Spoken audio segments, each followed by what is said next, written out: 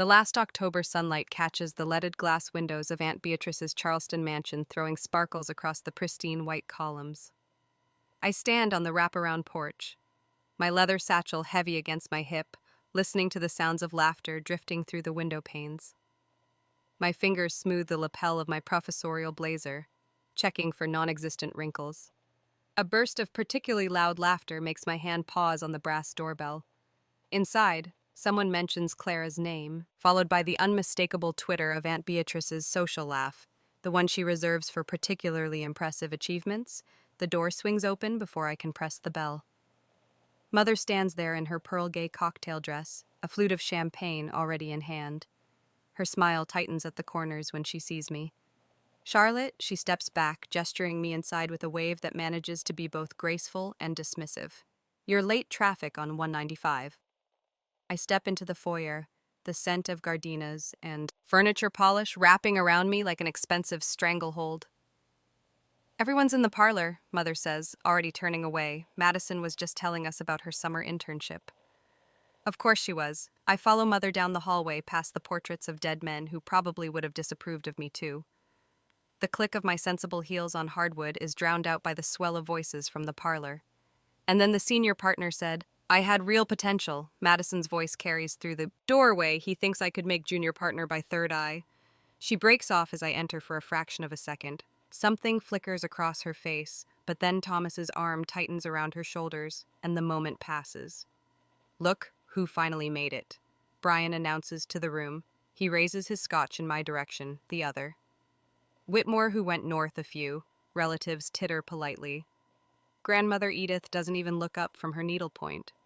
Charlotte teaches somewhere up north, Mother explains to Cousin Sarah's new husband, her tone suggesting I run a particularly unsuccessful dog-walking service. Now Clara, tell us more about that partner's yacht party. I sink onto the edge of an antique set, sliding my satchel beneath it inside the latest issue of the Princeton Literary Review. Peeks out my name listed under distinguished contributors. I push it deeper into the bag. Some of us are going places.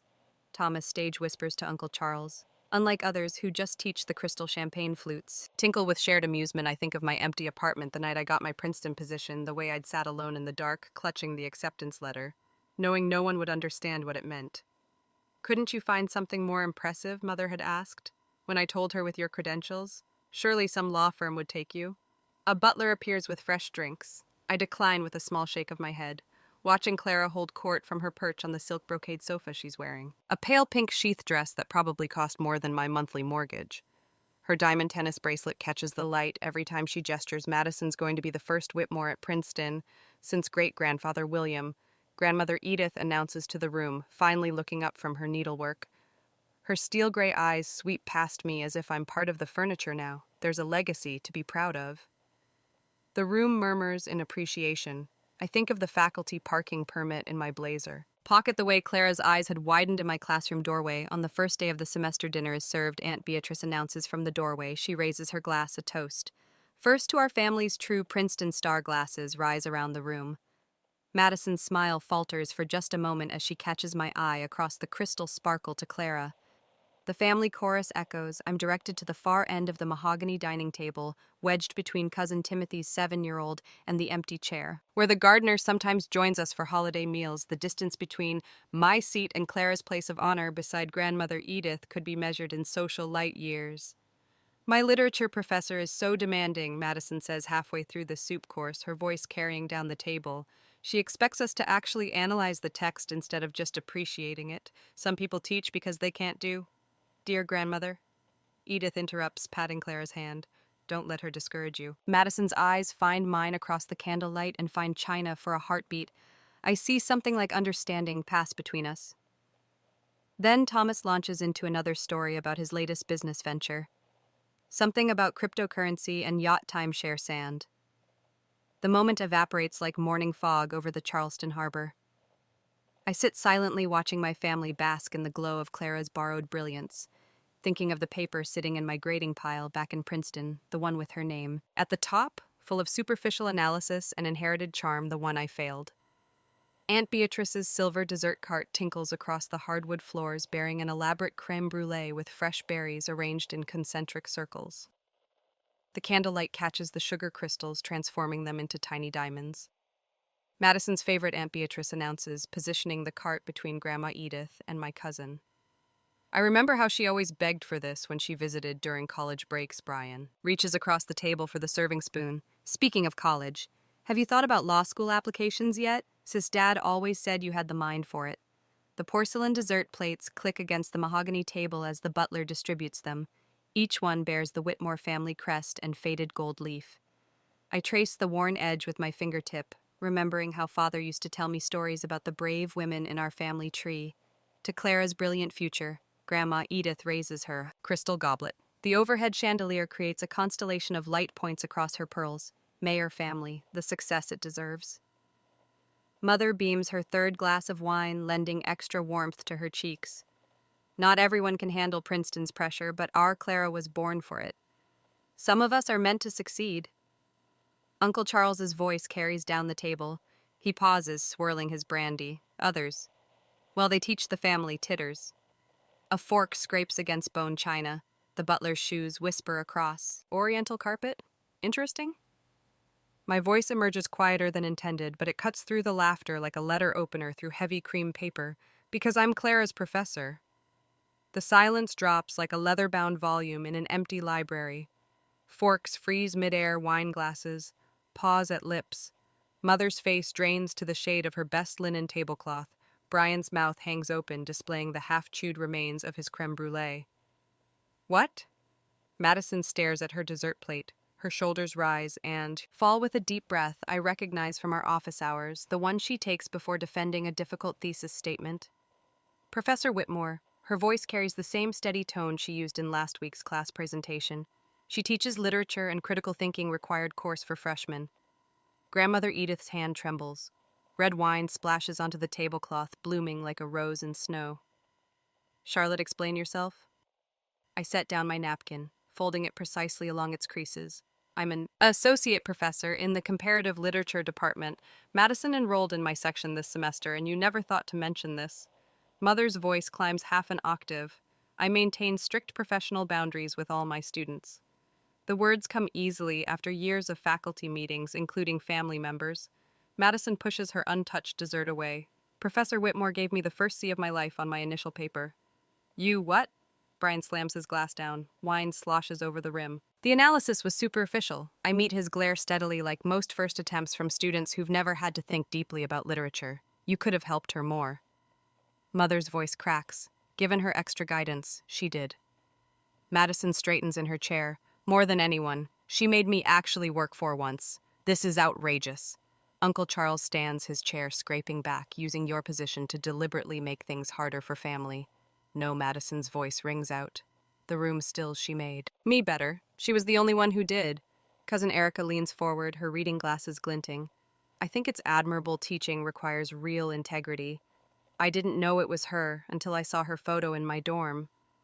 Madison looks around the table on the department website. She never said a word about being family. Uncle James catches my eye from the far end of the table. His slight nod carries the weight of 30 years teaching high school mathematics.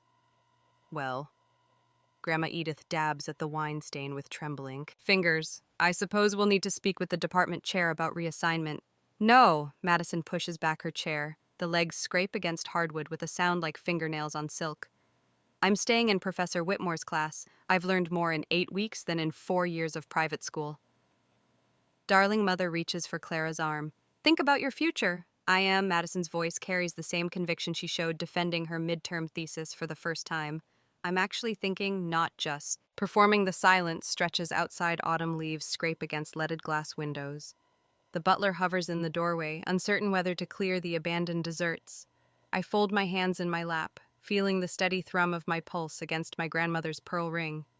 The one Father gave me when I earned my doctorate. Madison's latest paper showed remarkable improvement. She's developing a unique, critical voice. But what about family loyalty? Brian demands. Loyalty. Madison's laugh holds no humor. Like when you told everyone at the club about Eleanor's rejection from Harvard Law, the one she never actually applied to because she was already accepted to Columbia for her PhD. Mother's wineglass tips. Dark liquid seeps into white linen like blood and snow. The grandfather clock in the hall strikes 9 each.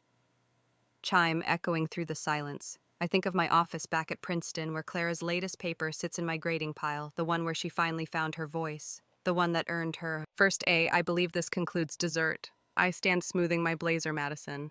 I'll see you in class on Monday. We're discussing Virginia Woolf's concept of the inheritance of anger. As I turn to leave, I catch Clara's reflection in the dark window for the first time. Tonight, she's smiling. I sat in my car and drove home during the drive. I am thinking about the first time I graded her back during the midterms. Clara's first paper sat untouched on my desk for 3 days, the Whitmore family crest at the top. Of the page caught the fluorescent office light hand-drawn in the corner with the kind of casual artistry that came from years of practice at garden parties below it. 12 pages of superficial charm and inherited confidence. I uncapped my red pen later that day, after the results were out. My office door creaked open. Madison stood in the threshold, mascara smudged beneath her eyes. My feedback clutched in her manicured hands. The paper trembled. "Is this some kind of joke?" Her voice cracked on the last word, a C-. I gestured to the chair across from my desk. "Sit down, Clara." She sank into the leather seat, her pink cashmere sweater bunching around her shoulders. The paper landed between us with a soft thud. Your analysis of Woolf's stream of consciousness technique was surface level at best. I tapped the relevant paragraph. You spent more time describing her garden parties than examining her actual literary innovation. High school teachers said I had a natural gift for stating the obvious with perfect grammar. The words came out sharper than I intended. I softened my tone. "Madison, you can coast on your name or actually learn something. Your choice." She stared at me, really looked at me for the first time since walking into my classroom. 3 weeks ago, recognition flickered in her eyes. We're related, yes, which changes nothing about your grade or my expectations. The phone on my desk lit up Mother's number. I turned it face down. Madison's shoulder straightened, a flash of that inherited Whitmore steel. "I want to rewrite it. You have until Friday." She gathered her paper and stood pausing at the door. "Does the family know you're my professor?" "No, and I'd prefer to keep it that way after she left." I pulled up her admissions file on my laptop. Perfect SAT scores, glowing recommendations, a personal essay about overcoming adversity, when her horse lost a DR competition. I closed the file and opened my gradebook instead. The whispers started in the faculty lounge. A week later, the Whitmore girl Professor Wilson's coffee cup clinked against the counter. "Certainly. Comes from good to shame about her struggling in your class. Everyone struggles in my class." I stirred cream into my tea. That's how they learn the department. Chair mentioned something about reviewing grading standards. Wilson's eyes met mine. For certain students, the pristine white halls of Princeton suddenly felt very small. My phone buzzed that night as I graded papers in my empty apartment. Madison's name lit up the screen. "I can't do this." Her voice was raw. "Mother says I should switch professors. Someone more understanding of what that you're capable of, more than you've been asked to give." Silence stretched between us. "Then I'll see you tomorrow at office hours the next morning." Clara arrived with dark circles under her eyes and a completely rewritten paper. Her designer bag was smudged with ink, the strap fraying where she'd worried it between her fingers. I wrote it 4 times. She pulled out the draft. "No family crest in sight. I kept hearing your voice saying, 'Dig deeper.'" "Yeisa?" I read the first paragraph, then the second. By the third, something inside my chest loosened. Here was analysis, here was actual thought, here was a mind beginning to wake up. I looked up. "This is writing, really." She leaned forward, hope wearing with exhaustion on her face. "Yes. Now tell me about Wolf's use of temporal shifts in the dinner scene." Her eyes lit up. For the next hour, we dissected the text line by line. When she finally gathered her things to leave, she paused. "I've never had to work this hard before." She twisted the strap of her bag. "It feels different. Different how like I'm finally using my own voice instead of the one they gave me after she left." I added her paper to my grading pile outside my window. Autumn leaves skittered across the quad. My phone lit up with another call from Mother. I let it ring. Word spread through the freshman dorms. Soon Clara wasn't coming to office hours alone. She brought other students, children of privilege, struggling to find their own voices beneath the weight of expectations. We formed study groups, discussion circles, places where names and legacies didn't matter. Another assignment was brutal, a comparative analysis of modernist perspectives on class structure. When I handed back the papers, Clara's hands shook as she turned to the last page. A minus. She stared at the grade, then at me. I earned this, every word of it. That evening I found a note slipped under my office door. "Professor Whitmore, for the first time in my life, I'm proud of something that's actually mine. Thank you for seeing past my name to who I could become. I pinned it to my bulletin board next to the faculty committee summons about my grading policies. Outside, the October wind rattled the windows, carrying the first hint of winter Thanksgiving loomed on my calendar like a gathering storm. But for now, in this quiet office, as evening settled over campus, I watched another young woman discover her voice, not the one her family gave her, not the one society expected her own, the phone on. My desk lit up again, mother's number flashing like a warning. I let it ring. Now the lights and scenery of my neighborhood took me back to reality. I took a long shower, prepared new plans for the lectures, and went to sleep with days passing by. Our lectures grew funnier, and students were developing critical thinking in their own ways. I was proud of all of them, each of them in a different way now, almost a month later. The photo sits in its simple silver frame, slightly askew on my Princeton office. Desk, Madison and I at the Modernist Literature Symposium, both leaning toward the podium where Joan Dion spoke about self-respect. I straightened the frame, then returned to grading the stack of papers before me. My phone buzzes, another text from Clara. What if I switched my major to comparative literature? The economics lectures feel hollow now, like I'm just memorizing other people's thoughts. I set the phone down without responding. Let her sit with the question, real decisions deserve silence. A knock at my door interrupts my grading rhythm. Office hours start at 2. I call out, not looking up from an analysis of Wolf's stream of consciousness technique. Not here for office hours. Sis, Brian. I raise my head to find him filling my doorway, in an expensive suit that still has the tags tucked inside the sleeve. His confident smile falters as he takes in my office. The walls of books, the framed academic journals, the window overlooking the historic quad. Nice view, he says, trying to sound casual better. Then that cubicle, they stuck you in at William and Mary, that was 12 years ago. Thomas, what do you want? He drops into the chair across from my desk, loosening his tie. Can a brother check on his sister? Mom's worried about you? You know, all alone up here in the ivory tower? I have 70 students and 4 graduate assistants. I'm hardly alone. Speaking of students, he leans forward, lowering his voice. Madison's been talking about changing her major, throwing away all that economics preparation her father's. Livid, I shuffle my papers into a neat stack. Madison is legally an adult. Her academic choices are her own. Come on, Eleanor. We both know you've influenced her, all those little study sessions, those literary discussions. He spreads his hands. All Southern charm, just encourage her to be practical. That's all we're asking. Like you are practical. How's that cryptocurrency venture working out? His jaw tightens. Some of us try to build things, create opportunities.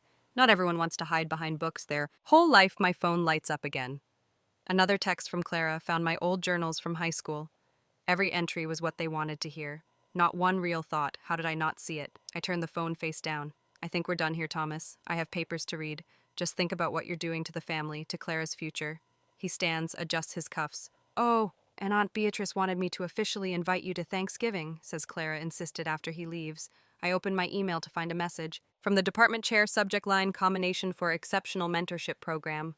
I click delete without reading it. I don't need their praise.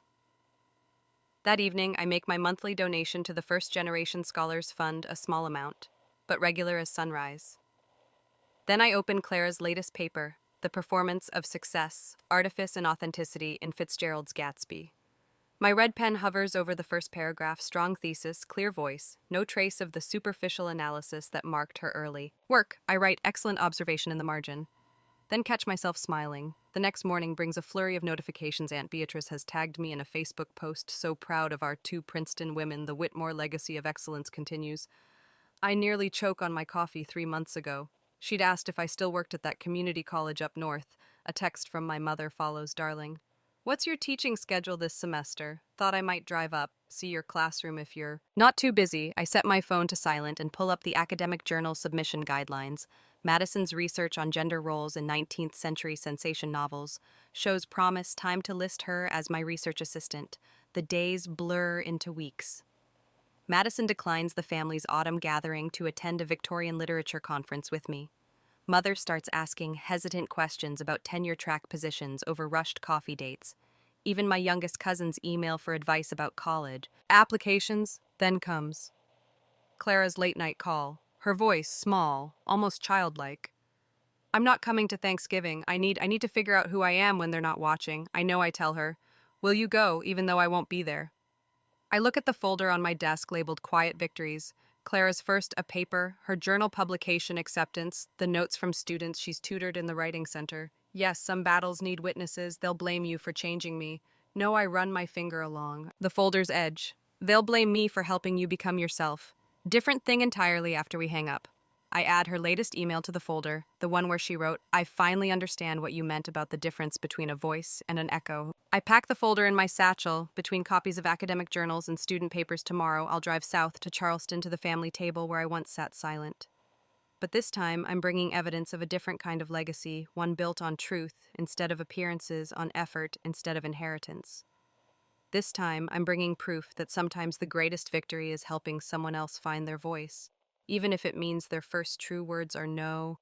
The next day, the sunlight bounces off the brass numbers on Aunt Beatrice's front door, 1842 Plantation Drive 5. The same door I've walked through 100 times, always with a stone in my stomach today. The stone feels heavier. My Princeton department chair blazer still carries the crisp scent of dry cleaning inside the breast pocket. A folded academic journal presses against my heart like armor through the window. I catch a glimpse of Clara's high school graduation photo, displayed prominently on the mantel, her Yale acceptance letter framed beside it. Though she never enrolled there, the cherrywood frame matches the one holding her Princeton acceptance, the one that arrived after she was already my student. Aunt Beatrice opens the door before I can knock. Her face shifts from welcome to weariness in the space of a breath. Charlotte, how professional you look. The foyer smells of sage and butter overlaid with Grandma Edith's Chanel. Number 5 voices drift from the formal living room where Thomas holds court near the fireplace. His latest startup pitch carries over the classical music Mother insists on playing at every holiday, and that's why NFTs are the future of real estate. Thomas announces to a circle of nodding relatives. Madison gets it. She's already invested. I slide my leather folder onto the sideboard between Mother's wedding china and the silver gravy boat that hasn't been polished since Kennedy was president. Inside, Clara's publication waits like a loaded gun. Charlotte, Aunt Cheryl's voice drips with artificial sweetness. How's the teaching going, dear? Still grading papers at that small college up north. The room ripples with polite laughter. Uncle Charles adjusts his bow tie, the same one he's worn to every Thanksgiving since 1985. Some of us work real jobs. Cheryl, teaching's more of a calling. Isn't that right, Eleanor? Mother's fingers tighten around her wine stem. She glances between me and the rest of the family, lips pressed into a thin line.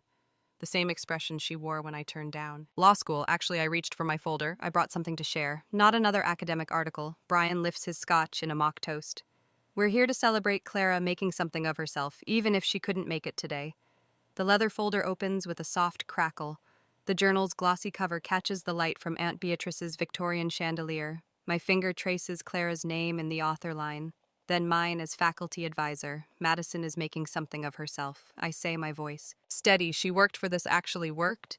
Grandmother Edith's hand trembles as she reaches for the journal. Her reading glasses slide down her nose as she scans the publication details. The room goes quiet enough to hear the antique grandfather clock in the hall. Madison almost failed my class. The words land like stones in still water. She wrote beautiful sentences that said nothing. Used charm instead of analysis. Counted on her name to carry her through like it always had. Mother's wine glass clinks against her teeth. Brian's startup pitch dies mid-sentence, but she learned I stepped closer to the fireplace where Clara's photos smiled down at the gathering. She learned to think, to question, to write something real. That publication isn't about her name, it's about her mind. The silence stretches. Then Cousin Erica, barely 20. Herself starts to clap. The sound echoes against Aunt Beatrice's crown, molding spreading like ripples until other hands join in. Grandmother Edith's fingers trace the embossed letters of Princeton's seal on the journal, cover her mind over the rim of her glasses. For the first time in 35 years, I see something that might be respect. I should go, I say, reaching for my coat. Early class tomorrow. Mother follows me onto the porch, her heels clicking against the painted boards. The air smells of wood smoke and approaching winter. She doesn't speak, just pulls me into an awkward embrace that tastes of Chardonnay and things we've never said. My phone buzzes as I reach my car. Madison's text glows in the gathering dark. They told me what you did. The stone in my stomach dissolves as I type back. Good, now go, write something real behind me. Light spills from Aunt Beatrice's windows inside my family studies. Clara's publication, seeing her name and maybe mine. Clearly for the first time, I start my car and drive away from the house that held me small for so long, leaving the silence I've carried since childhood behind. On the perfectly manicured lawn, the department chairs, blazer still, smells of dry cleaning, but now it carries another scent. Tooth-sharp, sweet perfume of truth finally spoken the day before the spring semester officially starts. The Princeton Literature Department letterhead gleams under my desk lamp. Professor Whitmore, we are pleased to inform you of your nomination for Professor of the Year. My fingers trace the embossed seal, remembering another piece of paper months ago. Clara's final essay, the one that proved everything could change a knock at my office door, breaks my reverie come in. Madison steps inside her teaching assistant badge, catching the afternoon light gone. Are the designer dresses and tennis bracelets. She wears a simple black blazer, her grandmother's pearls, her only adornment. The writing applications are ready for review. I gesture to the chair across from my desk, the same one where she once sat in tears over her first C grade. How many applicants this year? 73? Madison's smile reaches her eyes as she settles into the seat, including 3 from Charleston. Apparently, word got around about your first-generation student mentorship program. The irony doesn't escape either of us a year ago. The family wouldn't acknowledge my career. Now they're sending their children to learn from me. My phone buzzes, mother's weekly check-in. What started as stilted coffee meetings has evolved into something approaching real conversation last week. She asked about my research for the first time in 15 years. Did you see what grandmother sent Madison? Pulls an envelope from her bag inside a newspaper clipping. Features my latest academic publication. Grandmother Edith's precise handwriting in the margin reads, "Brilliant analysis. Eleanor, we should discuss this over tea," she called last Tuesday. I arranged the clipping next to my nomination letter, wanted to know if I'd consider giving a guest lecture at her literary society. Madison's laugh holds no bitterness. Remember when she said people teach because they can't do now? She's practically running. My fan club, I sort through the workshop applications, pausing at a familiar name. Brian's daughter applied. He's taking classes at community college now. Madison leans forward, her expression soft, says he finally understands what we see in education. The afternoon sun slants through my office window, illuminating the photos on my wall. No more family portraits of forced smiles and hollow achievements. Instead, candid shots of graduation ceremonies, student presentations, and one particular image, Clara and me presenting our joint research at last month's academic conference. Mother hung your award in the living room.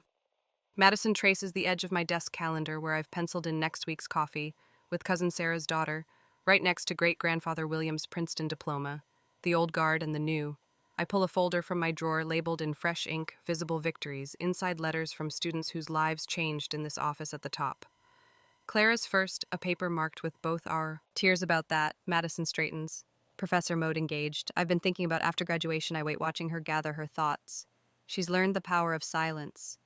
This former queen of rapid-fire charm. I want to teach her voice, holds the quiet certainty I've come to recognize in my best students, not just as a TA. I want to do what you do, help people find their real voice, not just their family voice. The setting sun paints Princeton's Gothic architecture in shades of possibility. Through my window, students cross the courtyard, some pausing to wave at their notorious Professor Whitmore and her equally notorious TA. I've started a scholarship fund. I hand her a brochure still warm from the printer, the Whitmore Educational Legacy Grant for students pursuing teaching careers.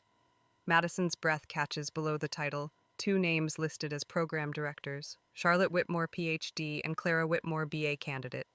You're changing the family legacy. Her fingers trace our names, not just for us, but for all of them. My lecture hall fills tomorrow with a new semester of students, including 3 young men who chose Princeton's literature program over law school.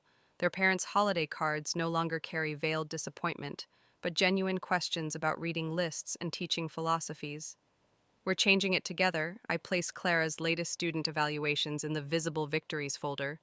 Her students praise her ability to see past their polished veneers to their authentic potential. The campus lights flicker on as dusk approaches. Madison gathers her things, yellow legal pad filled with notes for tomorrow's freshman seminar at the door. She pauses. You didn't just teach me literature. Her voice carries the weight of transformation you taught me. It's okay to be the person you are, not the person they planned. I watch her walk across the courtyard, her shadow merging with the lengthening evening through the leaded glass. Our reflections overlap, professor and protege past, and future 2 generations of Whitmore women who dared to rewrite their own stories. A text lights up my phone. Mother again, found your old journals in the attic. You always were a teacher. Even then, we just weren't ready to see it. I turned back to the workshop applications, each one a chance to extend this legacy of authentic achievement. The Professor of the Year nomination letter catches the last ray of sunlight, no longer a validation I desperately need, but simply a milestone on a road I was always meant to travel. Success isn't measured in family approval or society. Page mentions it lives in the quiet moments of recognition, in the courage to speak truth when the room falls silent, in the power to help others find their voice, even when yours has been dismissed. I place Clara's teaching evaluation in the visible victories folder and close my office door. Tomorrow brings another chance to prove that the loudest applause often comes from the most unexpected places, and that sometimes the greatest legacy is the courage to create your own.